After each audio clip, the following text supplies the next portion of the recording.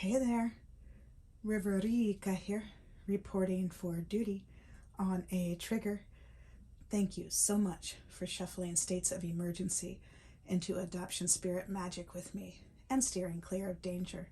Heartily, we are grateful.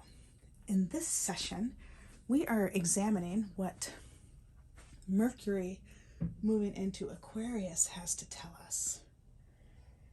But before we begin, some disclaimers. I am not a doctor, therapist, lawyer. I am a fortune teller. So what I offer is no substitute for their services. Furthermore, what I share does not determine your future. Only your intentions and actions do. So please use your gift of discernment before deciding what to gather and take away. And of course, please take only what resonates and blow like a kiss the rest to the universe for cosmic composting back into beauty. Heartily, we are grateful.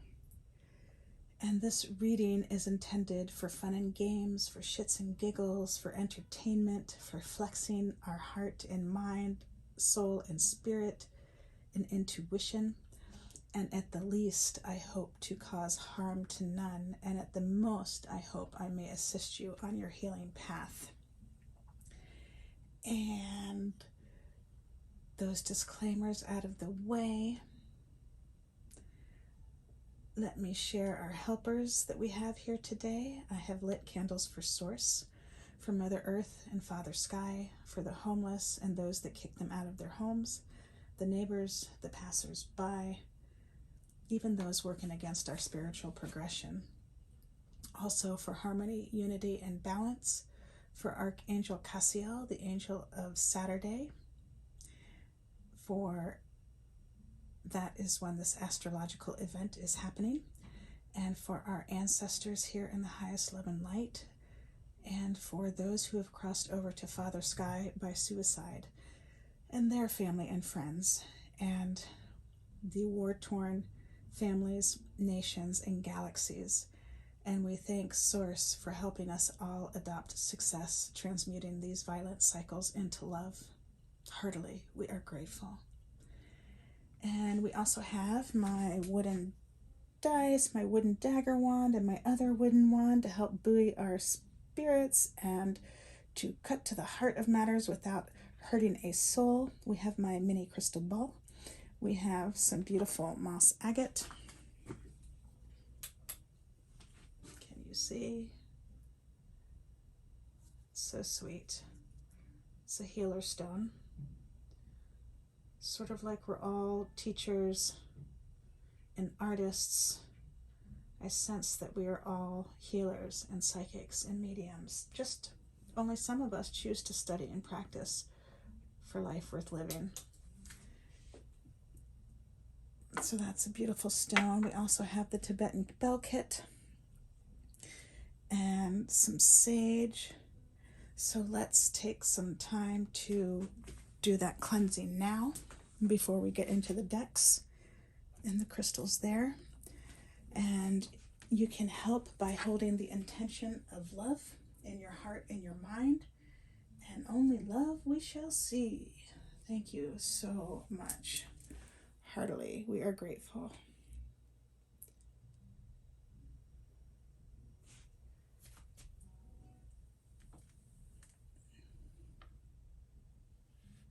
We also have this beautiful jellyfish lamp over here. And the peace flag and the world map.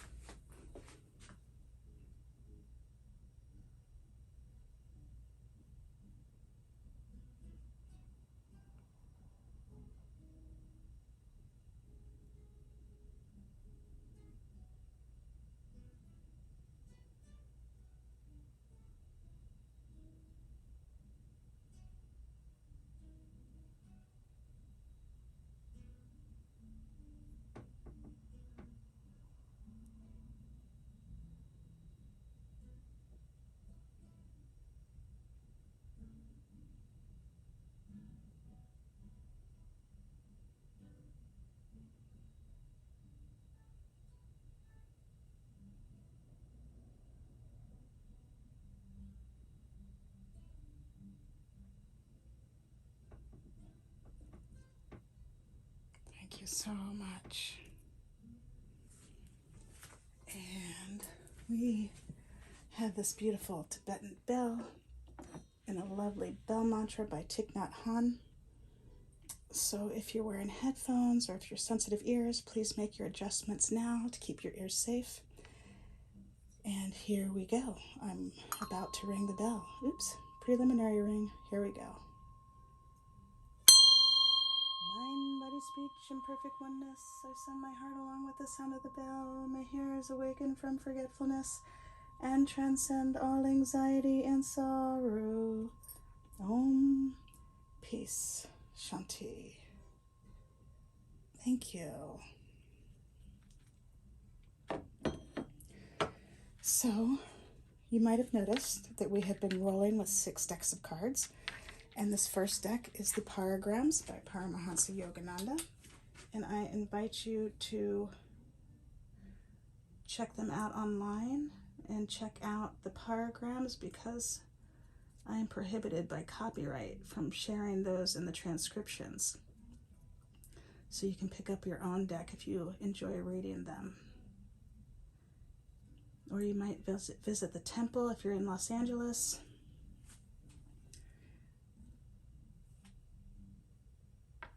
It's at the end of Sunset Boulevard. Ooh, me and my shadow. Oops, we haven't rolled yet.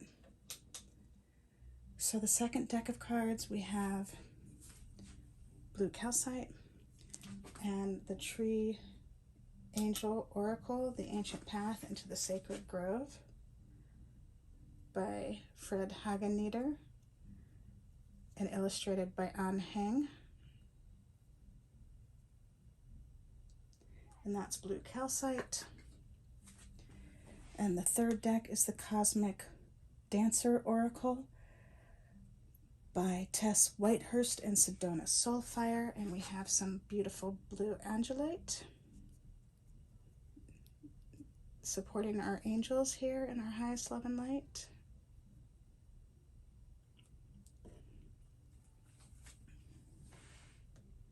And then deck number 4 is the Kali Oracle by Alana Fairchild, illustrated by Jimmy Manton. And we have some beautiful iolite. You can see it's blue. All of these are blue. I was called to pull out the blue stones for Mercury,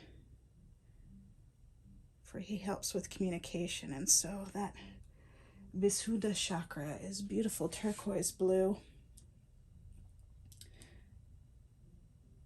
and helps us speak our truth, or if we choose, we can keep that truth to ourselves and remain hidden in our knowledge and secretive instead of taking rebirth into the ether plane.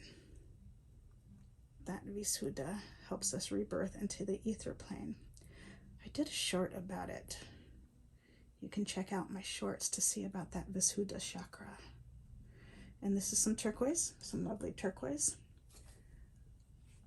And this 5th deck of cards is the Sacred Geometry Activation by Lon.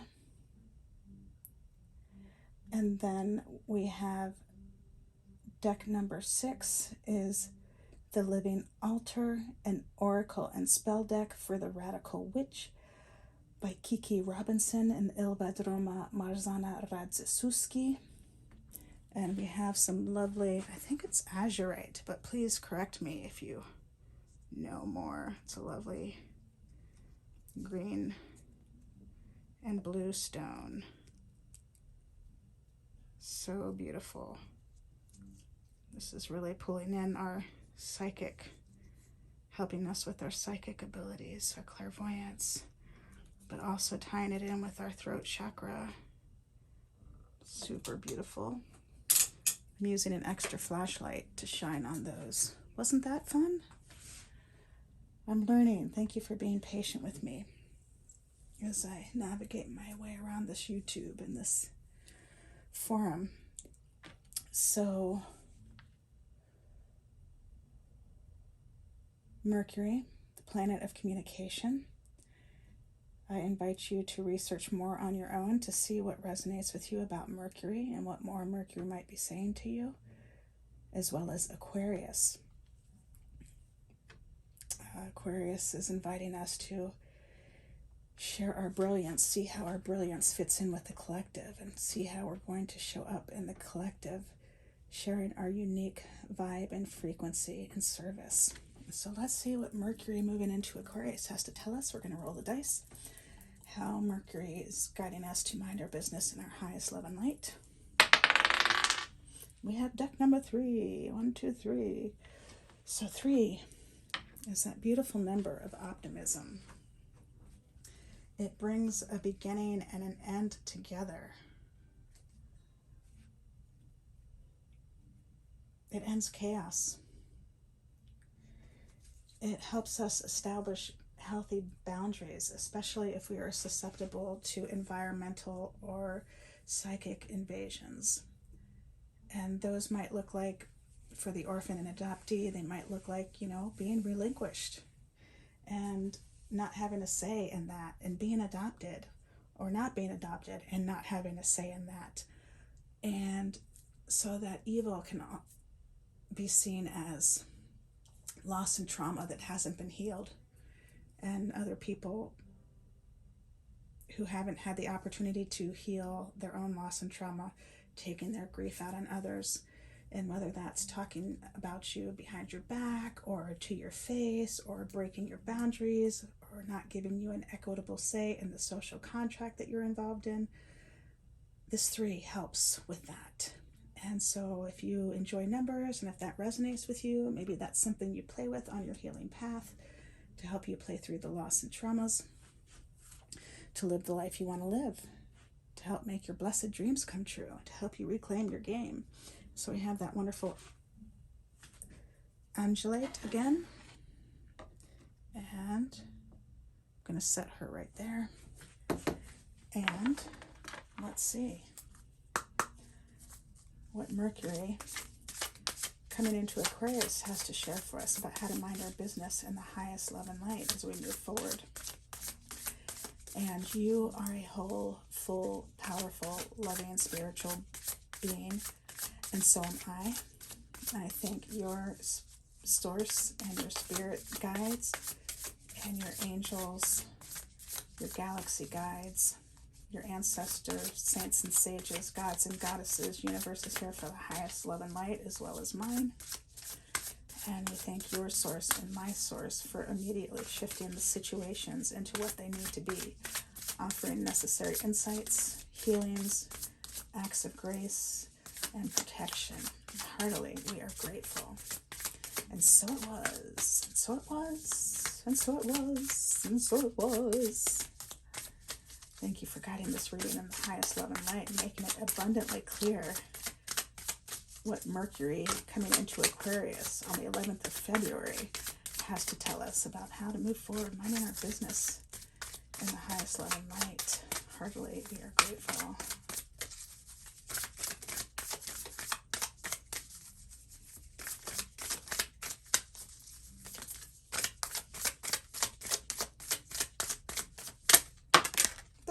There we go. Notice the pattern. And on the bottom, we have be present. So notice the pattern. It's the number 41. Let me get my extra light to shed some light on her. Notice the pattern. You see the DNA coming up out of her head, and the looks like a whelk shell to me. And that spiral paralleling the DNA spiral. You may enjoy looking up the Fibonacci sequence. It's a mathematical sequence that is seen in nature and in ourselves, as we are part of nature, and signifies our development, our evolution, our growth, and how we can keep spiraling up and up and up, expanding into ourselves, more and more into ourselves. And some people say, oh, people never change, but this would suggest something different, right? And then on the bottom we have 23, be present, which is beautiful. It looks like he's in a special pose on a lotus pad. And can you see the seed of life, the flower of life? I think that's 13 circles around a point. They're all kind of intersecting in each other. The flower of life, I think that's called. Another piece of sacred geometry that you may enjoy looking up, that may help you along your healing path if you haven't found it already. And let's look at these numbers for a minute. Click, click, click. That is my light.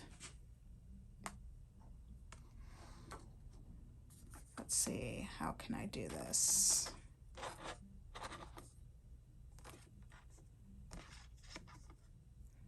There we are. Nope, not quite. There we are.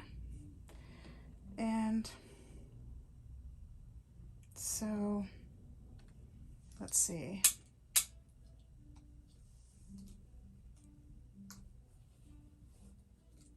Not quite sure. Maybe we're okay with that light off. You can see. There we are. So the number 41, that 4 and 1 break down to a 5, which is interesting because this 2 and 3 break down to a 5. So I'm going to start with that 5 number. And that 5 is a number that promotes and progresses. It provides a space for decision making. It gives us the ability to go any direction at will.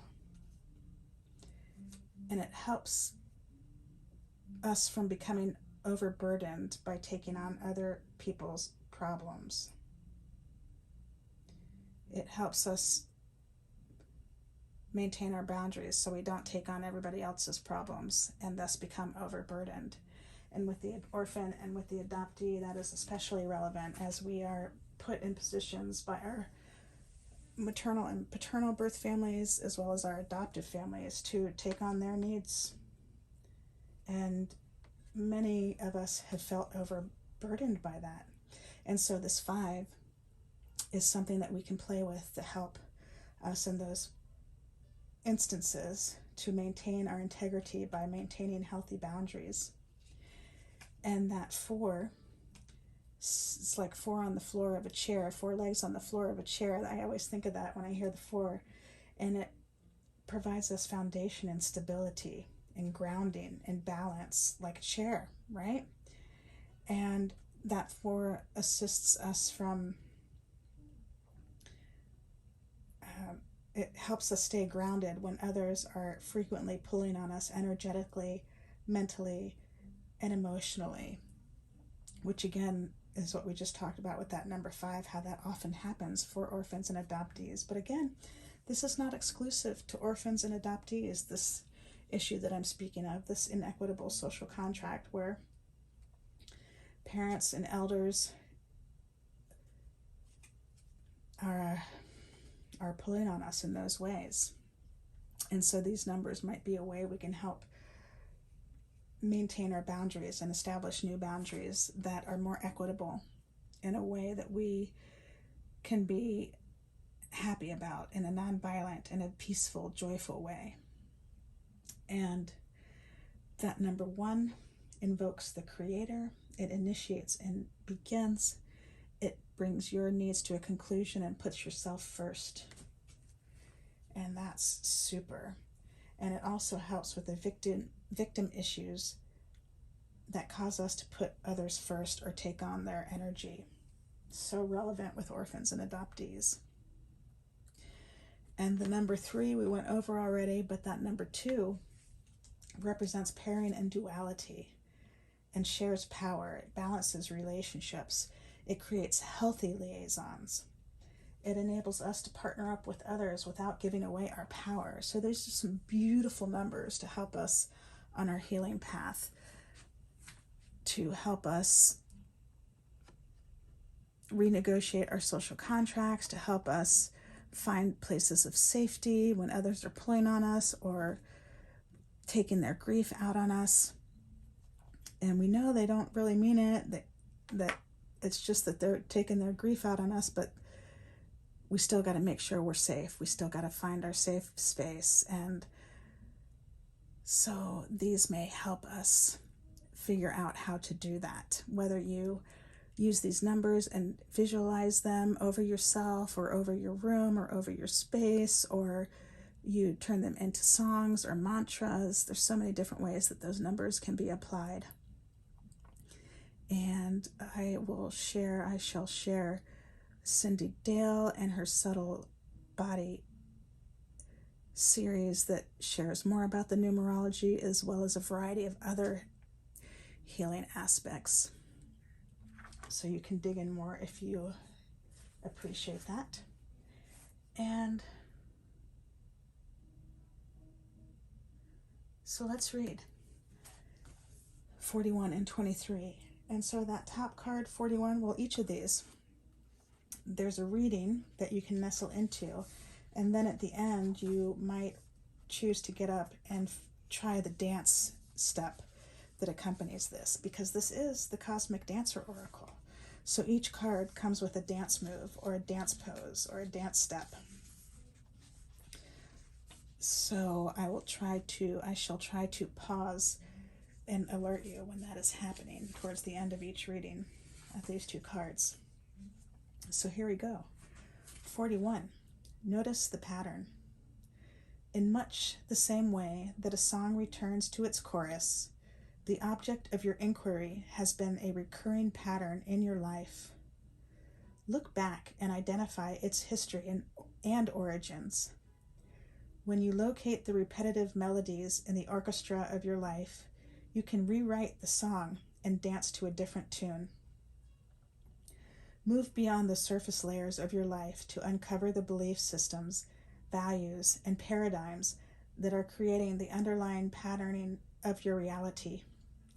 With pure love and unconditional self-approval, be willing to examine the filaments and threads that are weaving the fabric of your experience. What is familiar about this situation? How far back can you trace it? It may be that the situation you're experiencing has roots in your personal history. It could go back even further to the history of your family, heritage, culture, or even your past lives. We often feel frustrated when we identify the reappearance of a challenging pattern because we imagine we've been running around in circles, but this is never the case. What looks like a circle is a spiral dance, bringing you even closer to the center of your soul. Each time a similar lesson appears, you have the opportunity to learn it in a new and more profound way until you master and ultimately integrate it. You will treasure every twirl of the spiral dance as you come to see all the power and wisdom you've gained along the way. Receiving this card is auspicious because it means it is time to acknowledge this old pattern so you can transform it, transcend it, and set yourself free. Assess and affirm your values. Clean up outmoded belief systems. Get rid of faulty foundations and send strong, healthy roots deep into the fertile soil of cosmic co-creation. Now you may choose to rise up and try out this dance move. Or you may pause and get yourself prepared and then hit play again, or you may just come back to it. Rewind. Here we go. To embody the wisdom of this card, take your time and select 2 songs. One that represents the old, challenging pattern you're ready to let go of, and one that represents the new energy you'd like to call in. First, dance to the song representing the old pattern. Feel how ready you are to let go of this energy and connect deeply with just how far back it goes. Then, as you dance to the new song, feel yourself shifting, dispersing, and releasing the old pattern. Establish the beautiful new feelings and conditions you are now choosing to experience. Your new awareness will activate your freedom. Clarify what you don't want, choose what you do want, and be unswerving in your determination to organize your life around that choice. That is super sweet. And it's making me think that the other February 11th reading about Mars and Chiron parallels that. And I'm pausing because maybe I'm getting confused. Maybe it was a different reading. So pardon me. There's so much that came up as I was reading that.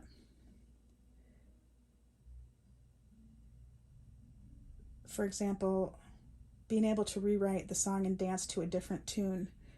That just reminded me of the dismantling of the adoption fairy tales that's been going on, and the dismantling of the patriarchy and the matriarchy and of the racism that's been going on, and the rebuilding and rewriting the narrative and rewriting it in such a way where nobody's to blame. We recognize that the others were just overcoming their loss and trauma, and that's not to condone it, but to help us release from that guilt and shame and that violence cycle, to adopt success, transmuting the violent cycles into love. And in that second chunk, talking about what's familiar about this situation, how far back can you trace it? For a time into my 20s, I couldn't trace it. I was just looking at myself and saying, my relationships don't work with these people that I am involved in, my boyfriends and friends that I'm involved in. And then when I opened myself up to explore deeper, I could see the threads going back to my adoption, going back to my relinquishment, and that helped tremendously on the healing path to assess where I needed to dig and heal. And, if you're thinking it's one thing, but it's really something deeper, then it's hard to get that lesson, isn't it? And so it might be interesting to explore your history, your heritage, your culture, your past lives, and the different ways you can do that. And there's so many different people around to help these days, and the access with the internet. And also, you may be able to find those resources from the comfort of your own space and from an online class where you can just take it in at your own time and your own pace. And so it might be interesting and fun for you to help you play through these losses and traumas, to examine those aspects and use those as your trail guides. And yes, this is an auspicious card. So many of you have been dismantling for so long, for the past couple years, for the past couple decades, for lifetimes, and you're rebuilding a new earth. You are dismantling that old earth and you are rebuilding a new earth, and you can finally set yourself free. And that piece about assessing and affirming your values and cleaning up outmoded belief systems and getting rid of faulty foundations and sending strong, healthy roots deep into the fertile soil of cosmic co-creation. You may lean on beautiful people like Louise Hay. She has passed on to Father Sky, but she has left behind a legacy in the Hay House Inc. And so you can check out her publishing company and the resources there. You can also check online on YouTube, for example, and find her teachings where she shares about catching your thoughts and how you think about yourself and how you think about your life and the people in your life, and how and why you might change that thinking. And so that is super exciting, especially in a time in the now and in the recent past where so many people, you hear so many people say, oh, they'll never change. Well, that's not true for me. That may be true for them, but it's not true for me, and it may not be true for you, right? If life is for learning, then we all have a chance to change. And I need to take a moment to plug in my battery. Hold on one moment, please. Let's see if we can navigate this without bringing down the house.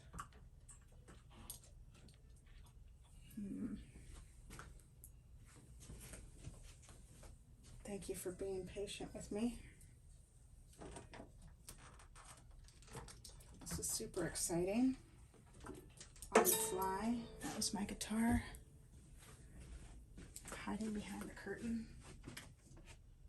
Let's see.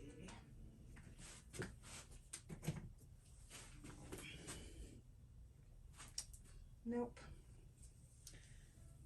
It doesn't appear that I am going to be able to plug in this phone, so we'll see if we can finish. So card 23, we'll jump in, and I apologize for that interruption. 23, be present. You are alive within the great field of unified consciousness. And this great field of unified consciousness is alive within you. You are not separate from this field. It is you, and you are it. At the truest and most authentic level, everything is perfect as it is now, just as everything is unfolding flawlessly and for your ultimate benefit. To the linear human mind, this presents a paradox. If it's already perfect, why should you take constructive action, or draw upon your power to change your situation for the better? To the divine mind, with which you are inseparable, both can be true. It can all be perfect, and you can choose to create positive change. Your situation will immediately benefit when you come into true presence. This means accepting and allowing what is now in its entirety, including what takes place within and around you. You do not fight against it, and you do not tell stories about what it is, what it isn't, or what it should or shouldn't be. What thoughts or stories can you let go of to bring about a stronger feeling of peace? Breathe out the self-created stress of your mental constructs and come into simple, open-hearted, clear-minded presence. Widen your bandwidth beyond the limited view of reality that your ego mind has constructed to make it feel safe. Dissolve your sense of separation into the unified field of pure potentiality. There is a beautiful phrase in the Kali Ripayattu, Indian martial arts, that translates as, when the body becomes all eyes. This describes the state of hypersensitivity and acute awareness you can experience when you merge with the old world, so that each cell in your body becomes like an eye, perceiving all the pulsating points of potential that comprise its kaleidoscope reality. To bring body, mind, and spirit together in present moment awareness, stand comfortably with your spine straight and your knees slightly bent, feet hip width apart. Take some deep breaths and then come into a comfortable, natural rhythm with your breath. With each palm flat, hold your fingers tightly together so your hands are like blades. While staring straight ahead, bring your left hand to hover a few inches in front of your belly. Keep the hand parallel to the earth with the palm facing up to the sky and the pinky side of your hand in towards your belly button. Bring your right hand to hover in front of your heart center and sternum. Hold it perpendicular to the earth with your palm facing left and fingers pointing upward towards the sky. Hold this full body posture and breathe consciously while becoming more aware of all your sense perceptions and the way every inch of your body is feeling. Your presence is a gift, not only to yourself, but to all other beings. It helps to bring everyone's awareness into resonance with the one awareness, also known as the goddess. Step fully into the eternal now and become a clear reflection of the divine for others, a shining example of the cosmic dance. What a beautiful partner for that first card, where you are really diving into yourself and rewriting your narrative the way that it fits with you, instead of the narrative that perhaps your adoptive families wanted for you, or your birth families wanted for you, or the elders wanted for you, and really stepping into your own and creating your own safe sound space, and then how you might share that with others. Beautiful for this reading about Mercury coming into Aquarius. So relevant. And I invite you to consider how to express in your own culture one awareness, capitalized one, capitalized awareness, also known as the goddess, capitalized G, O-D, and then a slash, D-E-S-S. So it's a one word that represents God and goddess. So how might you express those in your cultures? And how do you want to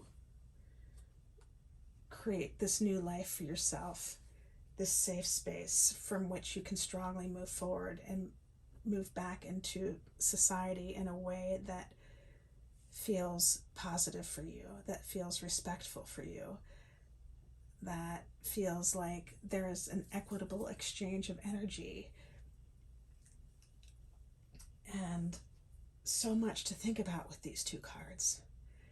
You may choose to revisit this reading, as this Mercury is in Aquarius through March